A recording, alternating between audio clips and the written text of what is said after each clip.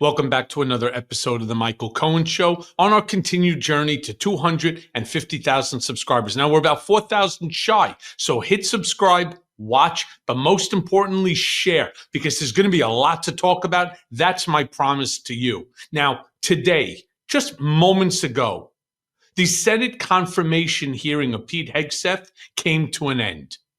I mean, it was, let's just say, interesting, to say at the least.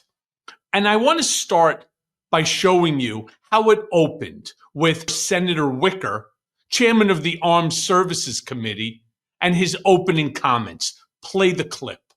Much has been made of both Mr. Hegseth's personal life and some of his policy pronouncements. Regarding his personal conduct, Mr. Hegseth has admitted to falling short, as we all do from time to time.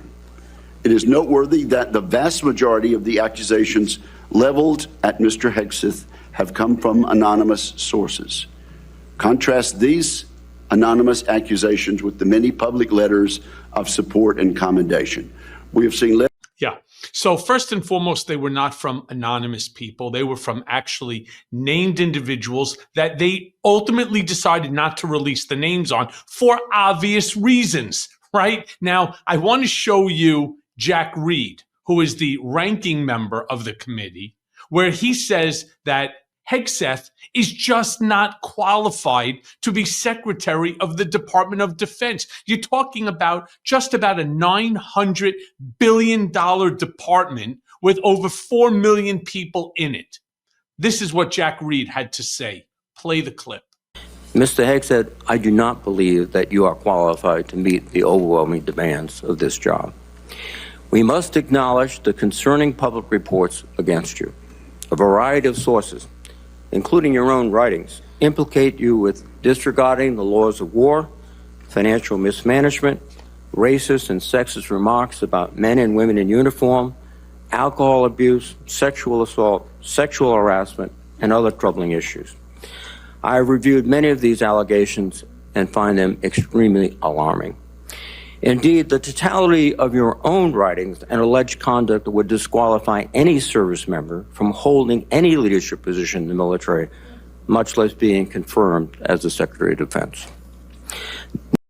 I mean, did you hear the litany of comments?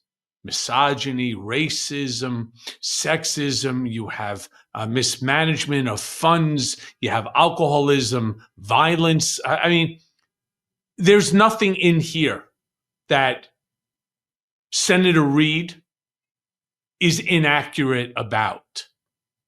However, Reed doesn't stop there. He also points out that Hegseth refused to meet with any of the Democrats, which is standard for procedure.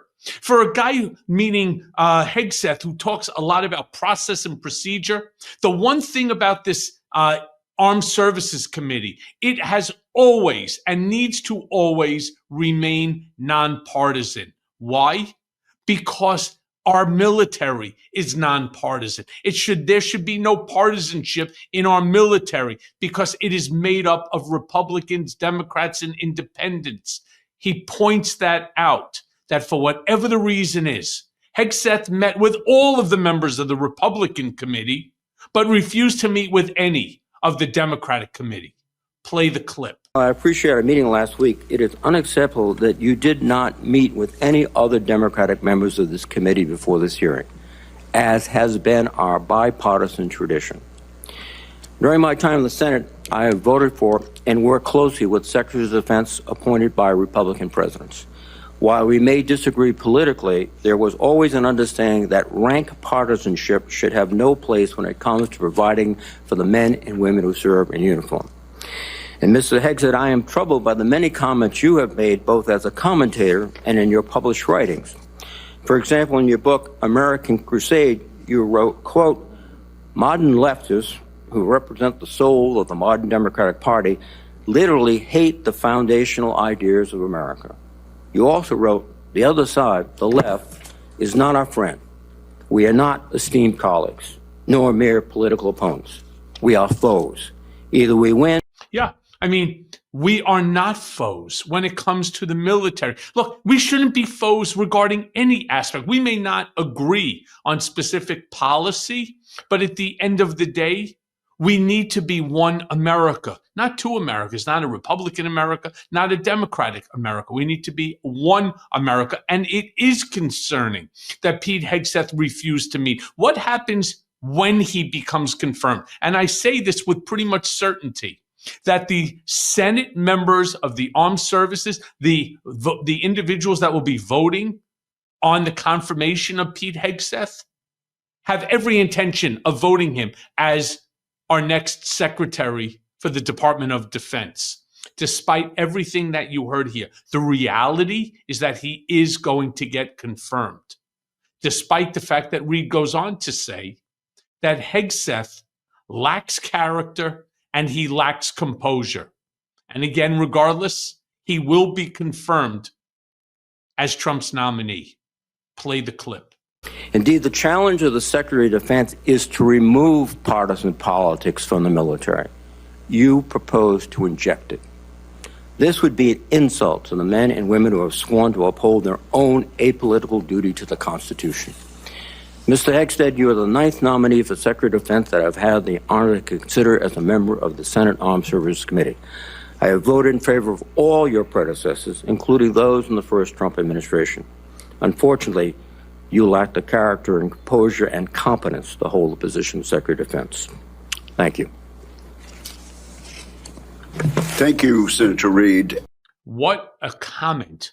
Literally, he has voted for every single person to be Secretary of the Department of Defense, but he will not vote in favor of Pete Hegseth. Now, Senator Kirsten Gillibrand, she was on fire today. She spoke about Hegseth bringing politics into the DOD and the danger of that. Play the clip.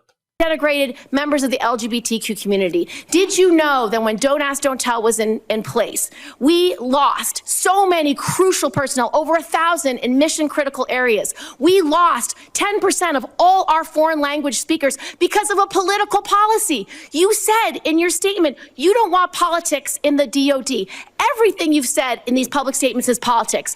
I don't want women. I don't want moms. What's wrong with a mom, by the way? Once you have babies, you therefore are no longer able to be lethal. I mean, you're basically saying women after they have children can't ever serve in the military in a combat role. It's a silly thing to say. It's a silly thing to say beneath the position that you are aspiring to.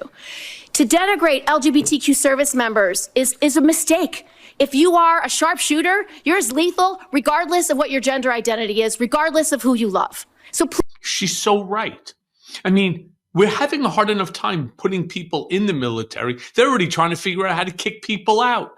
But Hegseth doesn't take any of the responsibility for any of this. By the way, why should he? He knows he's going to get confirmed. What does he do? He goes right to a Trump talking point and he blames left-wing media. This is not on him. It's not that he had affairs. It's not that he's drunk. It's not that he has all sorts of issues, including mismanagement of funds and yada, yada. It's all left-wing media. Play the clip. Instead, a small handful of anonymous sources were allowed to drive a smear campaign and agenda about me because our left-wing media in America today, sadly, doesn't care about the truth. All they were out to do, Mr. Chairman, was to destroy me. And why do they want to destroy me? Because I'm a change agent and a threat to them, because Donald Trump was willing to choose me, to empower me, to bring the Defense Department back to what it really should be, which is warfighting. So I'm willing to... By the way, they will say that 1,000 times, that it's all anonymous smear. One of the anonymous people is his mom. Don't forget that. Then Senator Angus King asks Hegseth about his ideology regarding waterboarding. Waterboarding, something which the Hague Convention has outlawed. It's made it a war crime. Play this clip. In one of your interviews, you said they're willing to do this. You're talking about Donald Trump and Senator Cruz. They're willing to do something like waterboarding if it's going to keep us safe. Are you okay with waterboarding? Senator, the law of the land is that waterboarding is not legal. So the statement that you made, you now recant, is that correct? They are willing to do something like waterboarding if it's going to keep us safe. You expressed that with approval. Senator, I'm very familiar with that as a concept, having spent a year at Guantanamo Bay, Cuba, guarding 700 of those that attacked us on 9/11. I just want to be clear. Are we going to abide by the Geneva Convention and the prohibitions on torture, or are we not? Is it going to depend on the circumstances? As I've stated multiple times, the Geneva Conventions are what we base ours. But what an American first national security policy is not going to do is hand its prerogatives over to international bodies that make decisions about how our men and women make decisions. Seriously?